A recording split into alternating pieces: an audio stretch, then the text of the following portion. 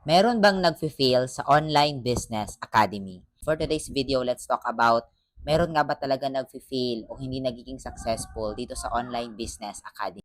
Think about it. For sure, kung gusto ka din magsimula sa online business academy, iniisip mo na baka hindi ka mag-succeed or baka hindi ka maging successful dito sa business na to. Baka masayang lang yung kapital mo. But even na hindi ka pa nakapag-start dito sa OBA, let me tell you kung ano yung mga dapat mong iwasan kapag nag-start ka dito para hindi ka mag-fail sa ganitong business. First of all, hindi mo kailangan maging magaling para maging successful ka dito sa OBA. Hindi mo kailangan na magaling kang magsalita at lalong-lalo na hindi mo kailangan na magaling ka sa tao. Marami nga akong kakilala dito na mahiyain pero kumikita din naman ng malaki at naging successful. Alam mo, number one na nagiging hindrance sa lahat ng mga nag-start dito sa OBA na nag-fail is yung pride talaga.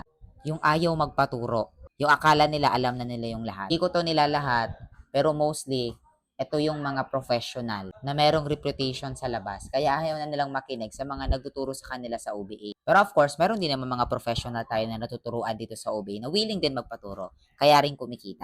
So, ang pinakakailangan mo talaga dito is your willingness to learn and being humble and coachable. Yun lang talaga.